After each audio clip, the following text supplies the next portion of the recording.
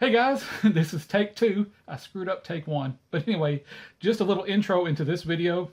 Uh, I'm trying a two camera setup again, and I like that look to some product review videos. So it's more difficult because you do have to have editing software that will let you edit and synchronize two video sources. Fortunately, I have audio recording on that one and audio recording on my smartphone here. I'm using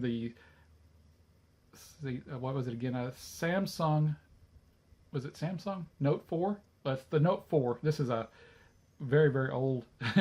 by phone standards, this one's very old. It's 4 to 5 years old, and that camera I'm using up there is a 720p camera, and it's probably like a 2012, 2013 model. So it's old too, but it does the job. They will both do pretty good video. So if you're looking to get into making YouTube videos, you usually your smartphone has got a good enough quality camera that you can make very good high quality videos. Anyway, what I'm going to show tonight is this MECO 2000 lumen tactical flashlight. Tactical flashlight. This is my first tactical flashlight. I thought it was kind of neat. I did like the fact that it actually has a glow-in-the-dark button on the bottom of it. This thing has 5 settings on it. I haven't mastered all 5 settings yet, but I will attempt to show you how they operate. I wanted to take it apart for you first to show you this on the Banggood website, where Banggood did send this to me. This isn't listed as a feature, but when I did research on tactical flashlights, this is called a tactical, I believe it's called tactical strike bezel, meaning that if you wanted to, you could actually punch somebody with this waffle shaped bezel, or this, I'm not sure what to call it. I call it waffle shaped, and you can do some damage. So it could be doubled as a weapon of self-defense. And it has an all aluminum housing body, and like I said, it has this neat bezel. I just like the way it feels myself. I think I'm used to having flashlights that have a rubber coating on them, or the bezel around the flashlight bulb is completely flat. So this is different. I just like the way it, kind of cool the way it sits there. It less likely to tip over in my opinion. Anyway, another cool feature about this flashlight is that it does zoom in and out. So you can basically, it's a little bit tight to do this right now because it is brand new. I've only messed with it for a little while just to test out the features, but you can slide the end of it back and forth, and it has kind of a guide right here which will let you see the magnification of the light. And before I take it apart, I'll go ahead and turn the main light on, let you see. It is a really bright light, but it does have 2 other settings. So let me get back to what I was trying to show you, where you can actually zoom in and tighten the beam down. And you can't see it here too well, I don't believe, but actually it's a LED light, so it has a square LED that shows up very well when you have this against a wall in the dark. It's kind of off-putting a little bit. I don't really like that LED square on the look. I don't know why, but I just don't like it. But anyway, this is the way I keep it in most circumstances, to keep it zoomed out as far as possible, because right now I really don't need it to zoom in. But anyway, if you did want to do close-up work, or you needed a tight focus to get more, I guess, more light on one spot, that would be a pretty handy feature to have. Let me turn the light back off. I'll see if I can get it in close enough, if it will zoom in or not. There we go. You can see the little square LED, or group of LEDs down in there. Now, don't do like I did and turn it on by accident with it in your eyes. It will blind you. It is blindingly bright for such a small LED flashlight. And let's see if I can start taking it apart here. Because it does have 5 different features in the switch, which is basically a standard on, then it has a second lower intensity on, and a third lower. So it has bright, medium, and low. Then it has a feature where if you click it again, it will do an SOS flashing signal with the light. And then it has a 5th feature where you click it and it will pulse like a strobe light. So I'm gonna see if I can actually make it, before I take it apart, I was gonna see if I actually can do it right, because it does take a little bit of practice to get it right, because if you press the button all the way down, it comes on. But then to get the other features to come on, to select between the features, you have to be able to lightly press it, not all the way down. If you click it, it goes off again. So I'm going to try doing this. Well, see, I told you. See, there, that's a gentle press. That's what it took. I had to practice again. So that's the second light setting for the medium setting. Oh, I did it again. Oh, there's the strobe effect. There's the SOS effect. That's full light, medium light, and low light. So it does take a bit of practice to get used to it, to make each one of those, to be able to select among the features. But if you keep pressing for a few minutes, you'll get the hang of it. It's not real hard. It just takes, you have to learn what type of finger pressure it takes to activate or switch between the modes on the light. Anyway, let me pull the cap off here on the end to show you the pieces. It does come with a little lanyard, so you can put it around your wrist while you're carrying it and not lose it in the dark. Also, the website does say it is waterproof, or at least water resistant. It says do not, don't go diving with this thing, but if you're in the rain, it's supposed to keep the rain out and just generally be water resistant. I wouldn't say more than water resistant, because as you can see, that it does have threads in here, and those threads are aluminum, but there's no gasket that I can see, so I wouldn't count on this thing being completely waterproof. Anyway, you can see this is pretty, the end cap is pretty deep. That's because it has those switch features in it, so it's going to have multiple, probably has, well, it has to have electronics in there, at least somewhere in the body or in this end piece, to be able to switch between modes. And I'm be willing to bet you that everything that does the switching is inside this end piece right here. So let's show you that right there. That's where it makes the main connection there. And let's see if I can remember exactly how to get the batteries out. It does take 3 AAA batteries, and the according to the website, the battery life is 2 to 4 hours. I don't know if that's good or bad, because I'm only used to, normally I use flashlights that have D cell batteries or C cell batteries, so they last for years and years and years. Let's see here, which way did it go? There it is. All right, there we go. There's the little housing that's got the 3 batteries in it. It's kind of like a little cigarette lighter adapter almost. So let me pull the batteries out. I just had my normal old batteries. Oh, and I forgot to tell you, this thing did not come with batteries, so I had to get my own batteries out.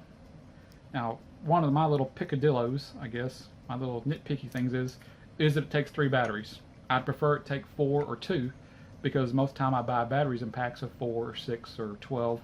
So this is going to force me to buy a 4-pack of batteries and have one oddball battery, which I'll put in a drawer and I'll never find again. If you're like me, that's what happens.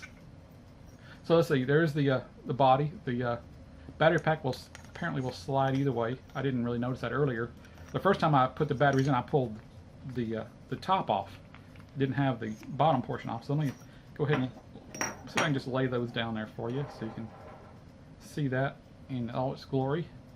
So you look down in there to the LED contact, and one other thing you can do is you can pull the bezel off. You can take this this tactical strike cap off and get to the lens, which is almost like an eyeball lens. It's made to magnify light or focus light. You can see the bezel there, and pull the little thing out. So if you do get, it does get dirty for some reason, you can always take it apart and clean it. It's not glass, it's made of plastic. I'm not sure if this is scratch resistant or not, but I think I'd feel better if this was made out of glass, or at least something heavier than this. I mean, this is very, very lightweight. I don't know. It may be fantastic. It may have incredible scratch resistant properties. I just can't tell based upon this. Anyway, and let's see if I can get this up here. If I can get that in there, so you can see the little LED right there in the center. And it says it's 2,000 lumens, and I believe it. It's bright. I don't have a whole lot of experience with different kinds of lumen levels. So all I know is, does it work? Is it bright enough? That's what I count. And for me, for what I do around the house here, and just walking around the yard at night, or if I'm digging through the car at night trying to find something in the trunk, I think this would be more than adequate for anything and everything that I do. Let's see if I make sure I got all the parts here. I'm talking and not really paying attention to what I'm doing with all the parts, so put that back together and see if I can get that back together. So it does go back together very well. So the parts are machined very well. The threads have, I don't feel any kind of burrs. I don't feel any cross threading. It naturally wants to go back together. So yeah, I think that's pretty neat. I do like this focus feature, except for the part where it turns into a little tiny square when it's focused the tightest. And if you have probably seen these before, they come in all, they're a pretty common shape. I wouldn't say they're all the same quality, because I'm sure that since it is a pretty common shape, that they're out there for different levels of quality, just like they're different car manufacturers. If you remember the 1980s and remember the Yugo, it was just a car that was like super cheap, and it was also super cheaply made. So at first it sounded like a great thing, but then it turned out to be a really horrible car. Anyway, I'm sure that there are many manufacturers of this little flashlight. I know that I have seen several advertised versions of this as a tactical flashlight, as a emergency flashlight. There's like I said, lots of offers out there. They're probably manufactured by several different companies, because it is a pretty standard design. I believe this flashlight runs about $7, $6, $7. Don't hold me to that, because I have forgotten. I looked it up the other day and I actually forgot. But being on banggood.com, it's a very good value for the money, I believe, compared to the other flashlights I've been seeing, where this same style of flashlight is being offered for $19.99 a piece. So just wanted to let you see this flashlight. I'll put a link down below in the YouTube description box, or up above in the Facebook page post, if you'd like to check them out on banggood.com. The prices may have changed a little bit since I got this flashlight, because it has been 3 to 4 weeks, and Banggood is always running different sales, so you might actually find it for a little bit cheaper than what I think is the price of about $7. But overall, I like this little flashlight. It's pretty cool. I'm gonna keep it by my bedside just in case the power goes out. Everything in Vider life has returned to about normal since Hurricane Harvey. I think this is like the 15th, 16th day since the hurricane hit. My life has returned to normal, except for missing carpet. The only real, I guess, things you would notice that would signal something is a bit off in Vider is when on your way into Vider on the main highway, you see mounds and mounds and mounds and piles of busted out drywall and carpeting and dressers and refrigerators. It's like a giant garage sale from my house all the way into Vider. And then if you go into the stores, most stores have everything, except they're super crowded right now. Everybody's having to restock and rebuy everything for their houses, from sheets and blankets all the way up to baby powder and milk and eggs and cheese. So the stores are extremely crowded right now, so I try to stay out of them as much as I can. I just don't really care to fight the crowds when I have everything I need. If I don't have to get out into it, I don't go out into it. And the last thing I've noticed in the smaller stores like Dollar General, Family Dollar, those little convenience store type shops that are competing with Walmart, is that they are virtually wiped out when it comes to frozen foods and milk, eggs, and cheese like that. I guess they must have some delay in their ability to restock their supplies. So that is the only weird thing. I'm so used to being able to go anywhere, to any store, and their shelves are just completely full to the busting point. I know that's not like, I know this is not typical around the world. You know, there's lots of places around the world where, you know, you go in there and you just hope that they have something you can buy.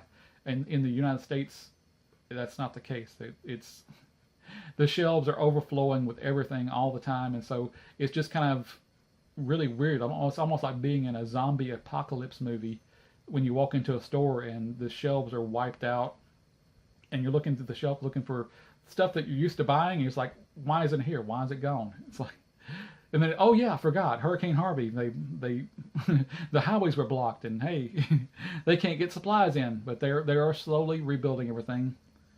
Everybody's still pulling together. There's still lots of places in Vidor where you can get free water, free clothing, free meals, free hot meals. I even saw a place in Orange, Texas, which is 30 minutes away, where they were advertising on Facebook that they had just got in semi-trailers full of stuff. It was a superette convenience store type place. I'd never been to it before, but apparently it's like a little small grocery store, and they basically said free, everything free. Just we will let 30 people at a time come into the store, come check it. You know, if you need stuff, even if you don't really need something, and you're doing okay, it's still free. You know, whatever people do not come and get today, then we will take the leftover stuff and ship it to Florida to help the victims of Hurricane Irma. So that is pretty cool. I thought it was amazing that this store just basically bought $80,000 worth of groceries and gave it all away. And what they don't give away here, they will give away to victims of another natural disaster. So anyway, I think I've rambled on long enough. If you don't mind, let me know how you feel about this 2-camera setup. If you prefer me just having my hands on camera in the camera and not my face in the camera, let me know, and I'll talk to you later.